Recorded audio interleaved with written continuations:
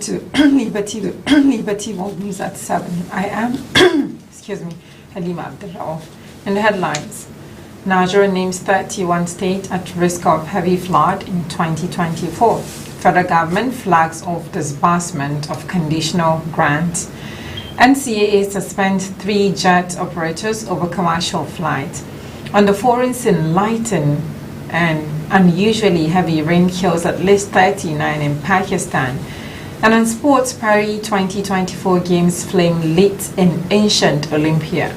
Details of this and more will come to you in the bulletin. The federal government has warned that 148 local government areas in 31 states of the Federation fall within the high flood risk areas. This was disclosed in Abuja by Minister of Water Resources, Professor Joseph Utsab, while presenting the general highlight of the 2024 annual flood outlook prepared by the Nigeria Hydrological Services Agency on Tuesday. Utsab listed the high flood risk areas as Adamawa, Akwa Ibom, Anambra, Bauchi, Bayelsa, Benue, Borno, Cross River, Delta, Ebonyi, Edo, Imo, Jigawa, Ebonyi, Edo, Imo, Jigawa, Kaduna, Kano, Katsina, Kebbi, Kogi, Kwara, Lagos, Nasarawa, Niger, Ogun, Ondo, Osun, Oyo, Plateau, Rivers, Sokoto, Taraba, and Yobe.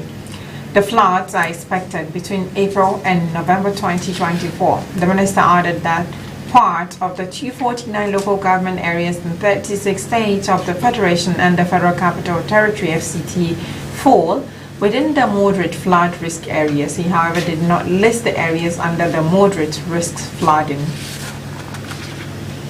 And the federal government says it has commenced the disbursement process for the Presidential Conditional Grant Scheme to verified applicants. President Bola Tinubu on October 17, 2023 launched the Renewed Hope Conditional Cash Transfer to 15 million households. According to a statement on Tuesday by the Office of the Ministry of Industry, marking the beginning of the disbursement strategy. By April 19, the ministry said significant disbursement will be made to a sizable number of confirmed applicants.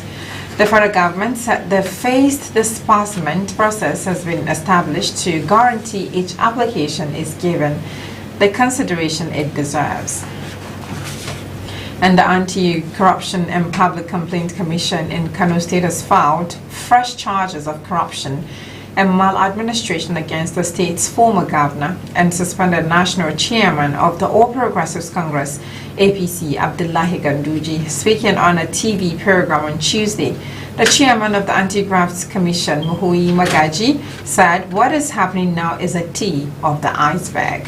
According to Magaji, Ganduje-led government took 1 billion naira from the state treasury a month to the end of the administration, but the money was sent to Bureau de Change operators and not used for road renovations as it was earmarked.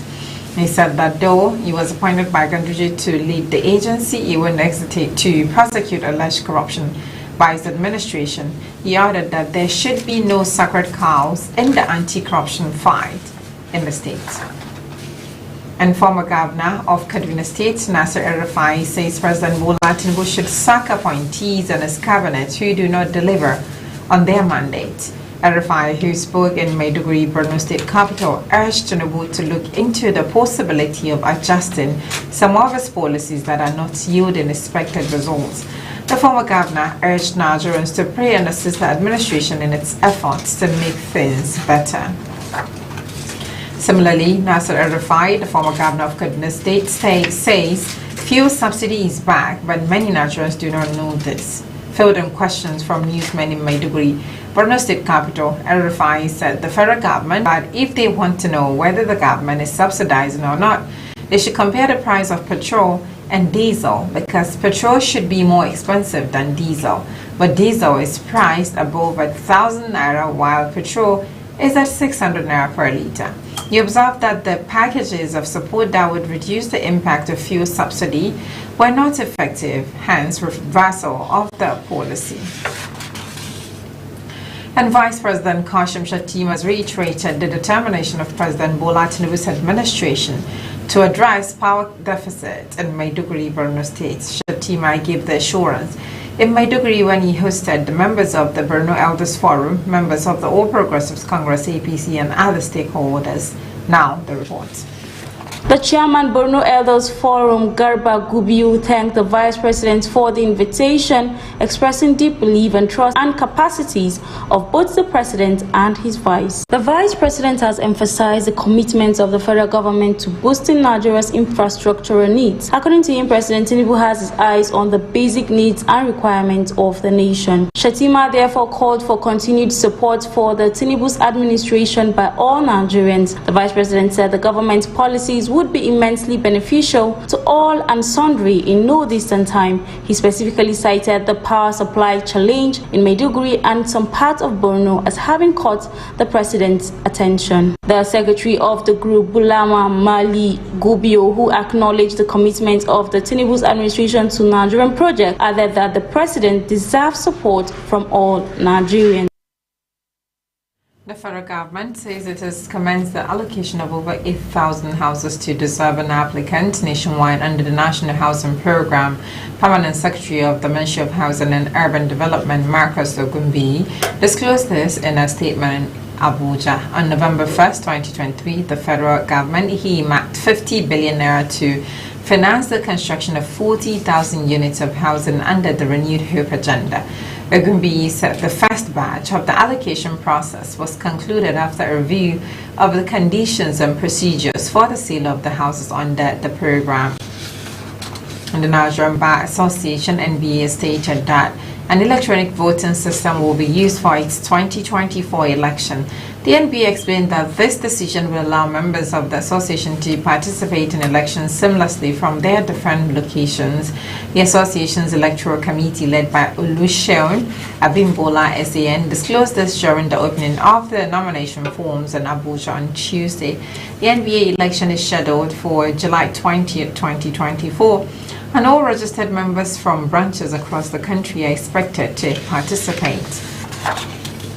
And the House of Representatives Public Accounts Committee has issued a 21-day ultimatum to the Securities and Exchange Commission (SEC) and Fiscal Responsibility Commission (FRC) to reconcile the 45 billion naira unremitted operating surplus recorded from 2007 to 2021. The chairman of the committee, Representative Bamidele Salam, gave the directive on Tuesday in Abuja during the committee's public hearing on leakages of government revenue. The FRC dragged SEC before the committee for not responding to its report issued in 2022, where 45 billion 013 computed liability for unremitted funds was recorded against the SEC. He ordered that between the period and now, the SEC has not made any attempt to reconcile the figure as contained in the report. And the Deputy Chairman of the House of Representatives Committee on Environment, Tersai Ugbo, says addressing the issue of endangered species trafficking in Nigeria required a multifaceted approach, strict enforcement, community engagement, and international cooperation to combat this illegal trade. He made this known at a one-day dialogue on the Endangered Species Conservation and Protection Bill 2024, sponsored by him, which has already passed first reading on the floor of the House. Nigeria, being home to a rich and diverse array of wildlife such as elephants, pangolins, and various primates, has unfortunately become a hotspot for illegal wildlife trade in species such as elephants, pangolins, like I mentioned before. Director of the United Nations Office of Drugs and Crime, Oliver Stolp, said wildlife crime has not been accorded the seriousness it deserves. There is therefore the need to increase the penalties on wildlife crime. The weaknesses of the current legal framework are exemplified in the minimal sentences handed down to wildlife crime perpetrators who have been prosecuted and convicted in the past year and a half, thanks in part to the assiduousness of the Nigerian Customs Service. Stakeholders at the dialogue says indeed the bill is a necessity to keep pace with current realities in the fight against wildlife and forest crime. You will agree with me that outdated laws and legislations remain one of the challenges confronting sustainable forest and biodiversity conservation in the country. We recall in 2005, Nigeria was suspended, right, by the CITES authority for not having a regulatory framework. And next year was born. And this was born. Next year, regulation was enacted, which we are currently using for monitoring and enforcement. The National Common Entrance Examination, which was earlier scheduled to be held on 20th April 2024, will now take place on June 1st, 2024. Also, the entrance examination for gifted and talented children into Federal Government Academy, Silesia, earlier scheduled for 4th May, will now take place on May 25th, 2024. A statement by the acting lead, Information and Digital Communication, Aziz Sani, said the rescheduling of the two examinations was due to low enrollment of candidates. The statement noted that registration of candidates will continue up to the new date for the examination. And the All Progressives Congress, APC, has said that all 16 aspirants jostling to fly its flag in the 16 November governorship election have been screened and cleared to contest in the party's primary on 20th April. The party's National Organizing Secretary Suleiman Argongo said this in Abuja while presenting clearance certificate to the aspirant at the party's National Secretariat. The news agency of Nigeria NAN report that the Joshua Ledani-led 7-member screening committee on Friday gave all the 16 aspirants a clean bill to contest the party's governorship primary election. The party is expected to pick its governorship candidate at the primary election in line with its amended schedule of activities and timetable ahead of the forthcoming 16 November Ondo State governorship election. And the National Drug Law Enforcement Agency, NDLEA, has destroyed over 304,000 kilograms and over 40,000 liters of illicit substances seized from parts of Lagos and Ogun State. The Director of Media and Advocacy, NDLEA, Femi Babafemi, in a statement made available to journalists, said the seized drugs were publicly destroyed in Badagry, Lagos. Babafemi quoted the agency's chairman, Brigadier General Bubak Marwa, retired, as saying that the open destruction of the seized illicit drugs followed court orders. It was also said to have called for more public support for ongoing efforts by the NDLEA and other stakeholders to curb the menace of substance abuse and illicit drug trafficking in Nigeria. And the National Security Advisor, NSA Nuru Padu, says the federal government has rescued over 1,000 victims of verified mass abductions across the country without paying ransom. Rabadu made this known in Abuja while receiving 22 rescued students and staff of Federal University Gusau that were rescued following the covert operation conducted in the last few months. He said the successful rescue operations were testimonies to the efforts of the government to free all those being unlawfully held in captivity.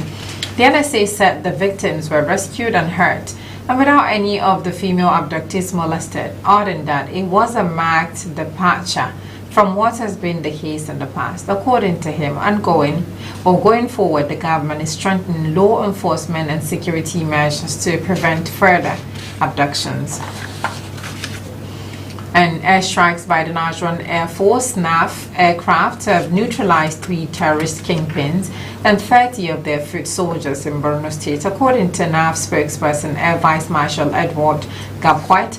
In a statement today, the terrorist kingpins Ali Dawood Malam Ari and Bakura Fallujah, along with their fighters, were killed on April 13 at the hideout of Islamic State West African province Iswak within Koleram village along the shores of Lake Chad. Gapwet said the airstrikes also destroyed many terrorist vehicles, motorcycles, and logistical assets. He said that with the destruction of the terrorist logistics, the strikes had severely hampered their operational capabilities.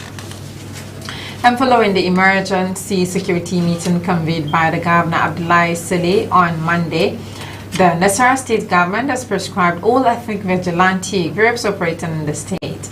A statement obtained by our correspondent on Tuesday said the state government has equally directed ethnic vigilante groups affected by the order to hand over their uniforms and weapons to the State Commissioner of Police within 2 weeks.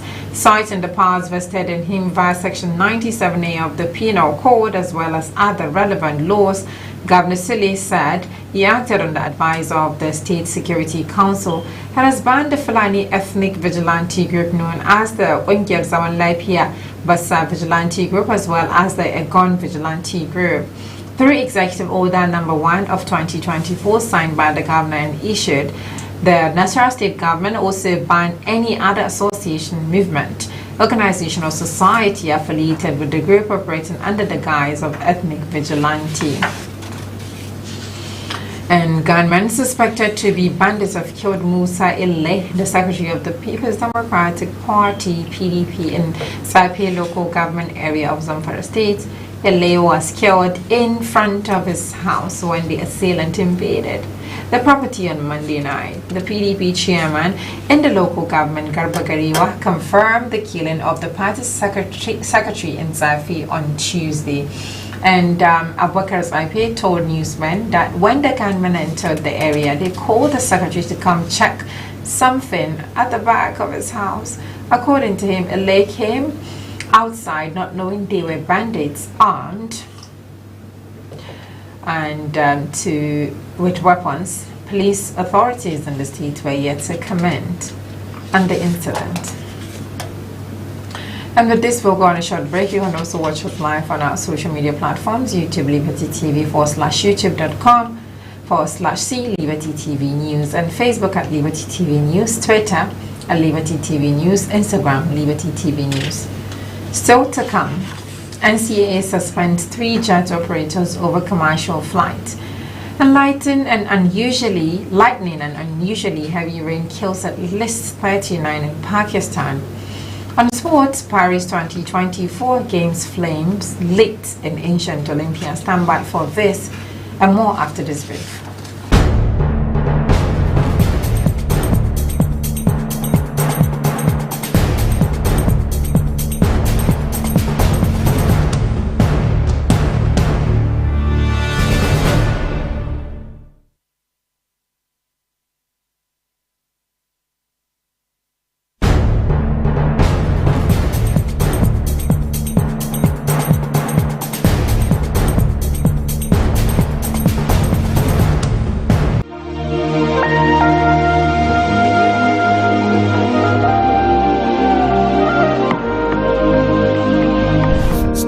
That gives civil rights and justice for all. Nigerian voices will be heard.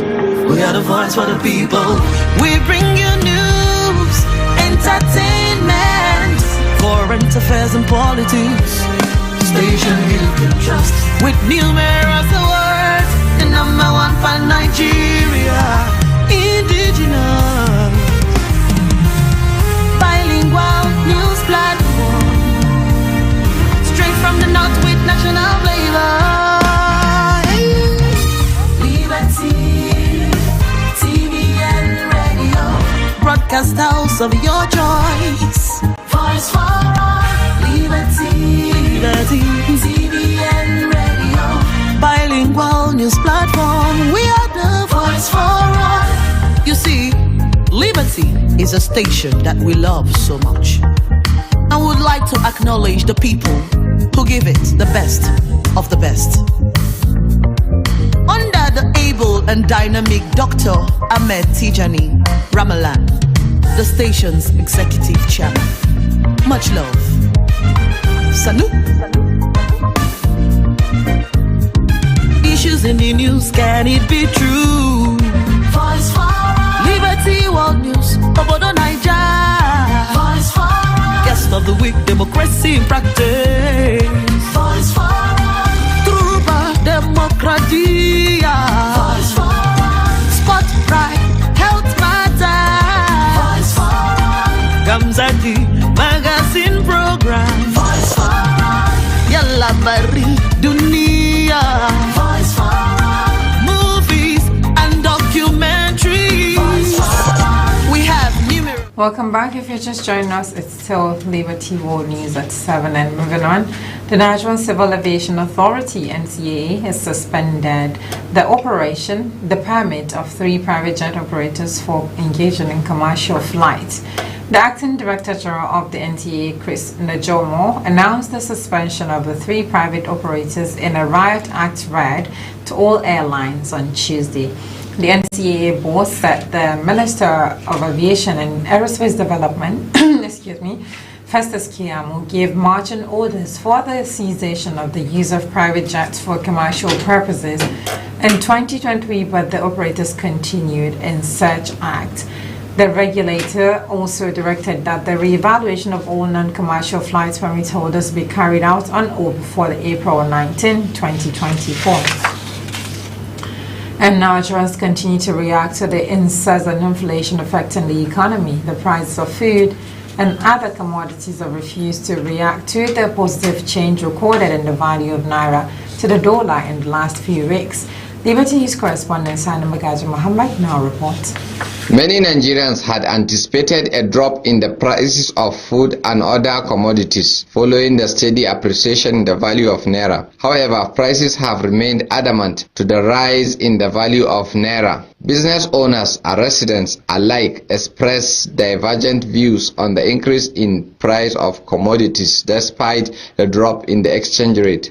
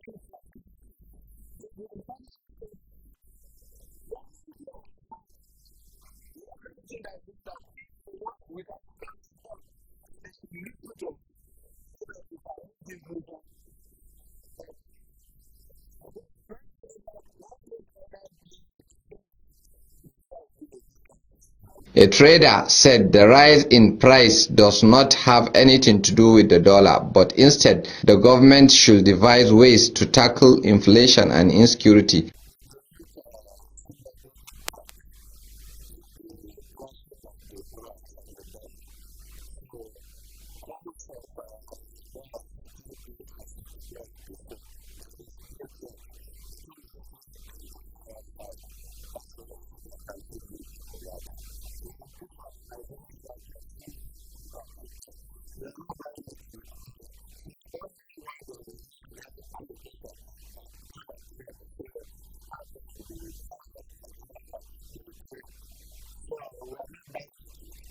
They call on the government to set up a task force to enforce price regulation in order to ease the hardship Nigerians are facing and also to improve security. San Magaj Mohammed, Liberty News, Kaduna.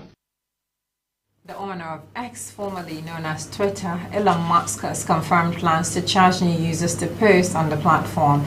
Replying to a post about the X policy on new accounts on Monday, he said it is the only solution to curb the issue of bots on the platform. According to Musk, the proliferation of fake accounts occupies the available space for usernames, leading to the unavailability of many good handles. Replying to another X account on the new policy, Musk said new users will be able to post for free after 3 months. The social media platform said the aim is to reduce spam, manipulation of our platform, and bot activity. And up next is business segment.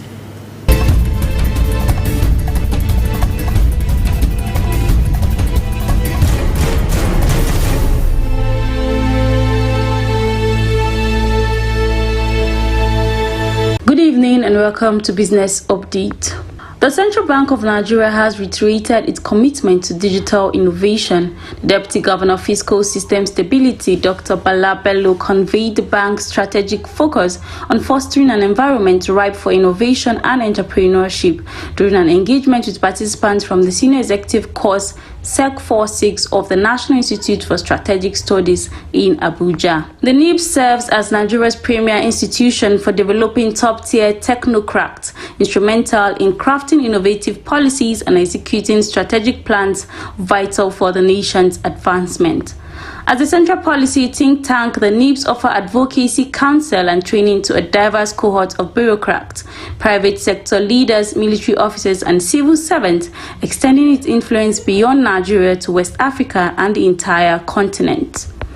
The CBN strategy encompasses the deployment of robust digital infrastructures to streamline processes and to achieve peak performance. This initiative is a key component of a comprehensive plan to future-proof Nigeria's economy by harnessing technology to surmount conventional obstacles to financial engagement.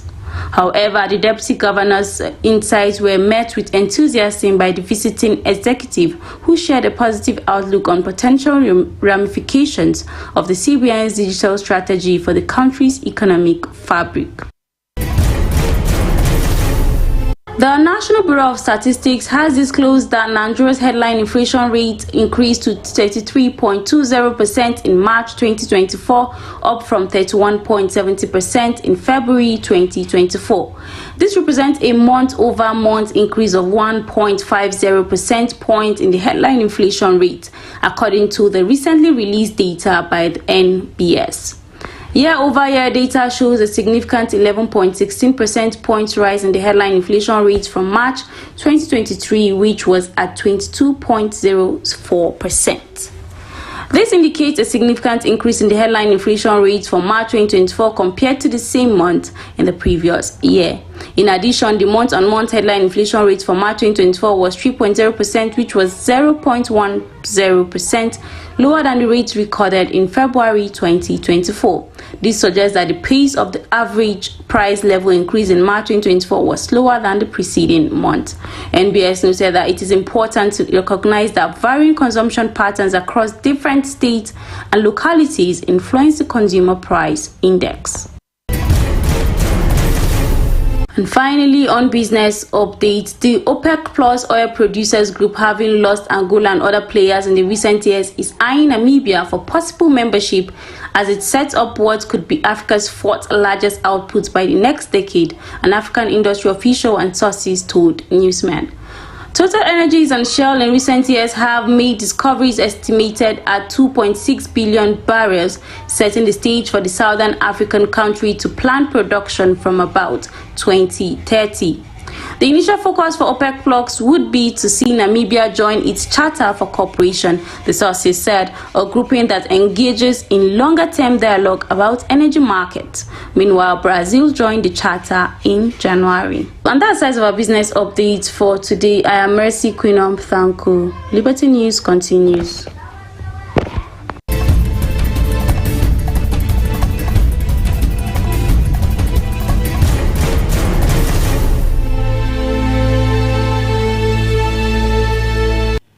On the foreign scene, at least 39 people have been killed in Pakistan after days of unusually heavy rains battered the country's southwest.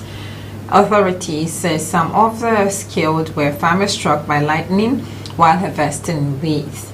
Images online show swaths of farmland engulfed by rainwater. Flash floods have also disrupted power supplies and transportation networks. And Pakistan has experienced an increase in extreme weather events as it grapples with the impacts of climate change. And with more rain expected in the coming days, Pakistan's National Disaster Management Authority has also warned of landslides and flash floods. And Israel contemplates its reactions to Iran's recent attack over the weekend, according to ABC News, the United States has convened in private discussions that if Israel chooses to retaliate militarily, it will be acting independently without direct U.S. involvement. It's an unusual message for a close ally that spent decades receiving more U.S. military aid than any other country in the world and whose relationship with America is often described as ironclad.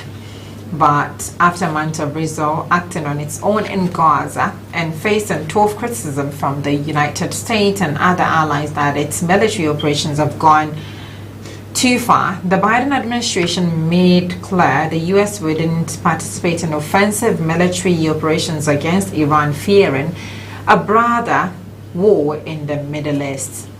And according to a U.S. official, the message was also delivered directly to Israel's top officials in a private phone call Sunday between Defense Secretary Lloyd Austin and Israeli Defense Minister Yoav Gallant. The arrest of a 15-year-old boy in Australia in connection with a knife attack on a bishop and his followers at an Orthodox Assyrian church in Sydney has been declared a terrorist act by police who suspect religious extremism as the motivation. Police arrested the teenager at the scene and were forced to hold him at the church for his own safety as an angry crowd of the bishop's followers gathered outside. The Australian Security Intelligence Organisation ASIO, the nation's main domestic spy agency, and Australian Federal Police have joined state police and a counter-terrorism task force to investigate whether anyone else was involved. And a huge punch-up has erupted in Georgia's parliament over a controversial foreign influence law. The massive brawl occurred inside the Georgian parliament on Monday during heated discussions over a law deemed Russian-esque by critics. The legislation under debate will compel media and non-commercial organizations to register as being under foreign influence if they receive more than 20% of their budget from abroad. The leader of the Georgian Dreamy Party faction, Mamuka Mdinaraze, was punched in the face while giving a speech by MP Alexander Elisashvili. Accused Mdinaraze of being pro-Russian. Opponents of the law denounced it as the Russian law because it is similar to legislation Russia uses to stigmatize independent news media and organizations opposing the Kremlin. Up next is more international news making the rounds.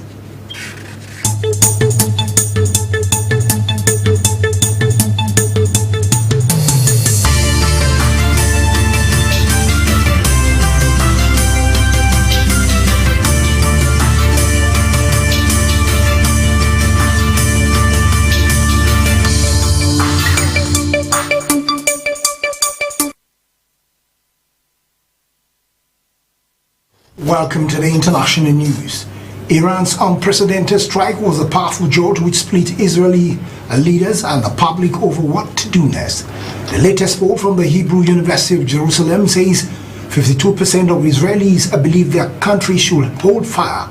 The rest disagree. An even bigger 74% say don't attack if it undermines Israel's alliance with regional and world powers. There's also heated argument inside the war cabinet.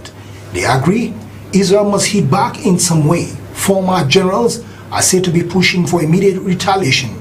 Others want to first strengthen Israel's support from key capitals, and targets range too, from a direct strike on Iran or on its proxies somewhere in the region. Prime Minister Netanyahu appears to be deploying tactics of his own. Israeli media say he's refusing to take telephone calls from world leaders.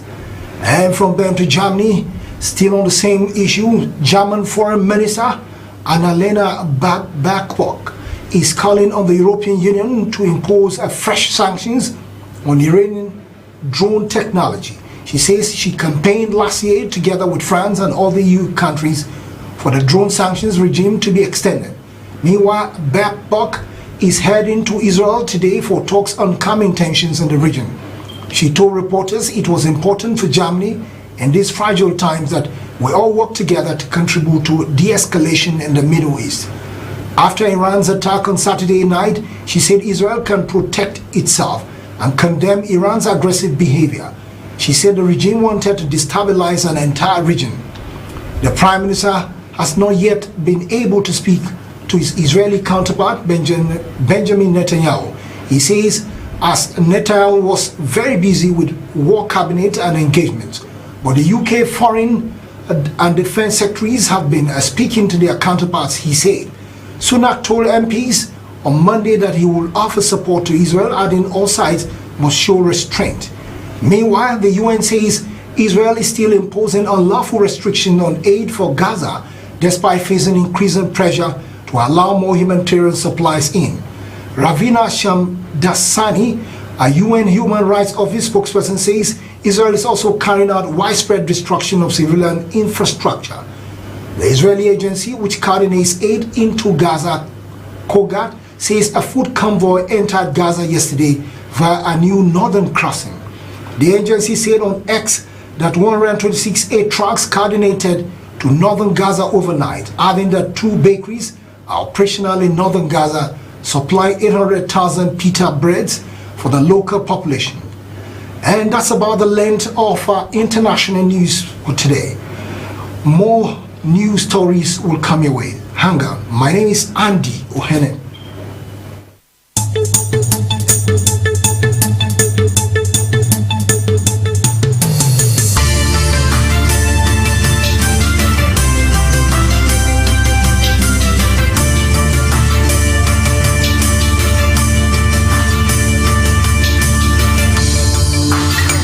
Next is entertainment segment.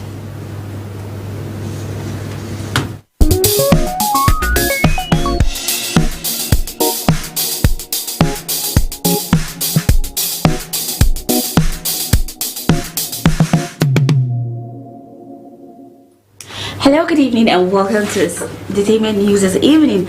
I'm by name Victoria Adek. Tim has dropped her trailer from Born in the Wild, her upcoming album. Lately, on Monday, April 15, 2024, the Afrobeat singer, fresh off her performance at Kicheli, where she drops the 1-minute video which features young children playing in the park, indicating that the album could explore her journey from childhood to the woman she has been today.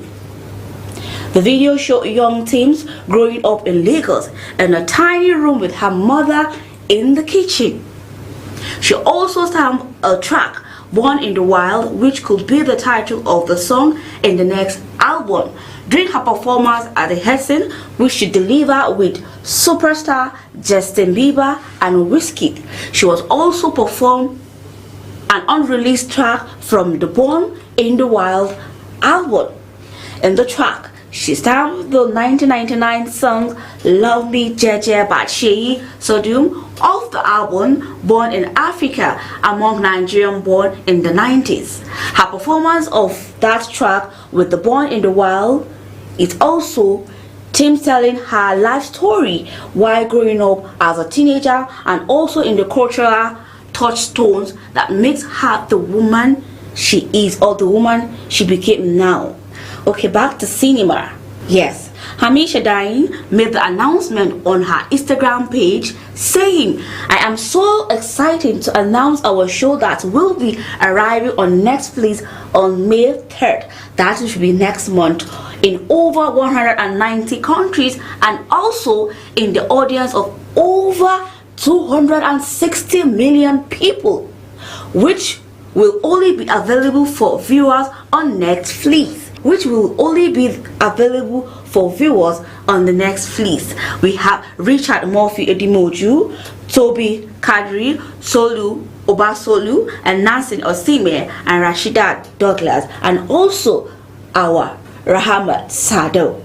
The story of 4 individuals whose lives journey are filled with a reconstruct of emotions, from joy to frustrations, from grief to trauma, from love to heartbreak, and everything in it everything in between. So prepare your mind to laugh, cry, scream, and most importantly, see yourself the reflection and the powerful narratives.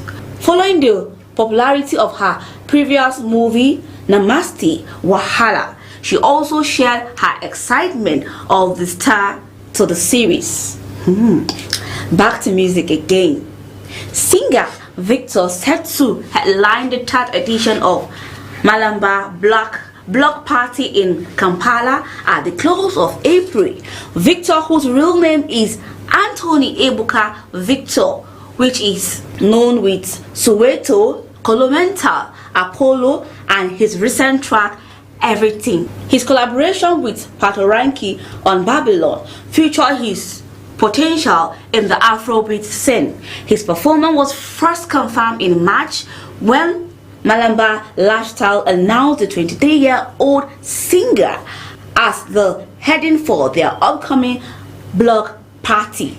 The Malamba Block Party is known for bringing popularity Afrobeat artists to Uganda. The event in 2019 featured WSTRN and J-Boy, while 2022 edition saw a performance of the UK group NSG. Then this year is scheduled for April 27 at Lugogo Hakon's ground, will be headed by Victor. And that is how we wrap it on entertainment news this evening. Have a pleasant evening. Bye.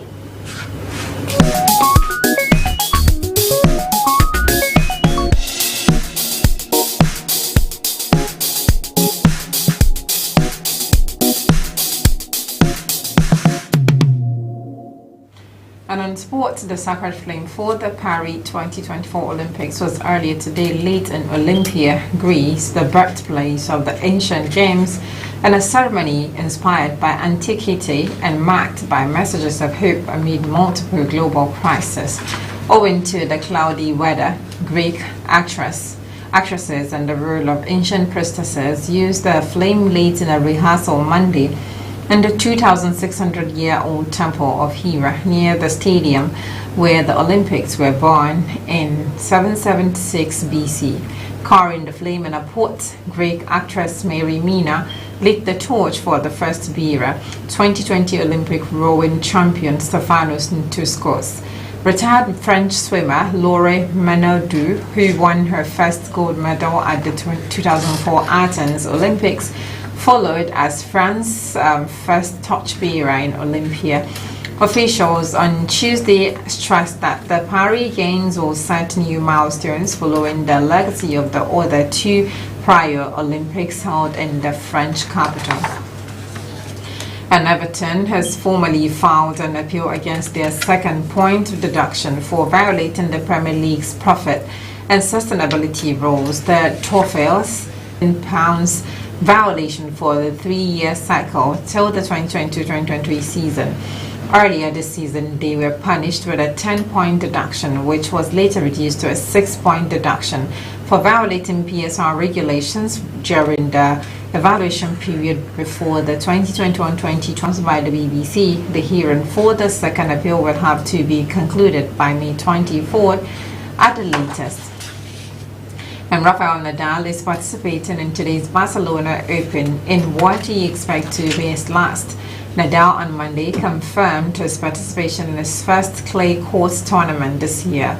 Nadal, a 12-time champion in Barcelona, had hip surgery last summer and this year has played only 3 competitive matches, all in Brisbane, before skipping the Australian Open.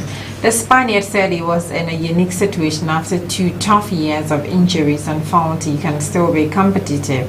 The 37-year-old Nadal pulled out of last week's Monte Carlo Masters before it started because of a lingering injury, saying his body simply wouldn't allow him. And a total 29 beach volleyball teams are battling for various prizes and offer at the 2024 edition of the President Beach Volleyball Cup competition holding at the Ahmed Bello Stadium, Kaduna. The 8-day-long competition is expected to see various teams battling for superiority against one another. Speaking on the sideline of the opening games, the technical director of the Nigeria Volleyball Federation (NVBF), Martins Malandi, said the competition will also serve as preparation for the Continental's Olympic qualifying championship coming up later in the year. He said Nigeria has reached the qualifiers finals twice but could not make it, expressing confidence that Nigeria will make it this time around with the level of preparations in place. Nigeria's under-18 women handball team will play in Group B of the 10th Women's Under-18 Handball Championship, which will be held at Chuzhou, China in August this year. The coach Sheto Adewunmi Abola's tutored side, who are Trophy 2024 and also came third at the African Nations Cup, will play European giant Croatia Montenegro, and Angola. The team had qualified for the World Championship for the first time in their history after defeating Morocco in the quarterfinal at the Africa Under-18 Women's Handball Championship in Monastery, Tunisia last year and finished third. The 10th Women's Youth Under-18 World Championship will take place in Chuzhou, People's Republic of China from 14 to 25th August 2024. And more to come on the sports segment. Win against Guido Vinalo. Nigeria FA Ajagba triumph over fellow get a split decision win against Guido Vinalo. After 10 heavyweight rounds, Ajagba was awarded split decision victory by 2 judges, with Vinalo being pronounced the winner by 1 judge, 96-94. They did a great job. Vinalo got out to his fast start, and Ajagba came back to win the middle round. Ajagba outperformed Vinalo in terms of total punch count, mostly thanks to his jab, and while Vinalo won with power strikes. The silent ruler is now among the top 10 in the WC rankings. It means he now has a shot to face British boxer of Nigeria descent, Anthony Joshua. Tyson Fury is the reigning WBC champion, and there is expected to be mandatory after his first fight with Olizada Usyk. If stripped, Ajagba will be one of the contenders to face number 1 ranked Joshua for the WBC title. FA Ajagba is the new WBC silver heavyweight champion as Nigerian boxer gets disqualified against Jan Kosoboski. Nigerian monster FA Ajagba take on Zan Kosoboski on August 26. Finally on sport. Barely 8 months to the end of the year, the African soccer ruling is set to decide on the 2 major competitions slated for the year. Morocco is touted to be the host for the 2024 Women's Africa Cup of Nations, but awareness and hype seems to have gone down since the country secured the hosting right of the 2025 Africa Cup of Nations. Some certain sections believe that the women's tournament will not come up again this year, while some are expecting a change in host. The trio of Kenya, Tanzania, and Uganda, who have been handed the hosting right of the 2027 Africa Cup of Nations, have also been handed the hosting right of the 2024 Championship of African Nations (CHAN). But up to now, draw and qualifiers are yet to be decided upon, and the situation is suggested that the competition may be cancelled again. CAF on Tuesday morning confirmed that it will hold a crucial meeting on the 19th of April to decide the fate of the 2 tournaments. That's all on sports. I'm Odio Musa, Liberty TV.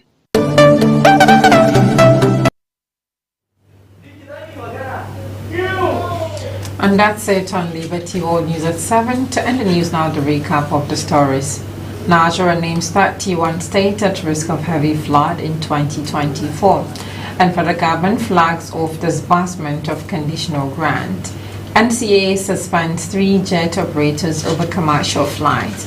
And the foreign scene, lightning and unusually heavy rain kills at least 39 in Pakistan. And in sports, Paris 2024 games flame late in ancient Olympia. The news team wishes you a pleasant time as we leave you with this Liberty quote by Mae West, who once said, "You only live once, but if you do it right, once is enough." Many thanks for joining and do enjoy the rest of the day. My name is Halima Abdadao. Bye.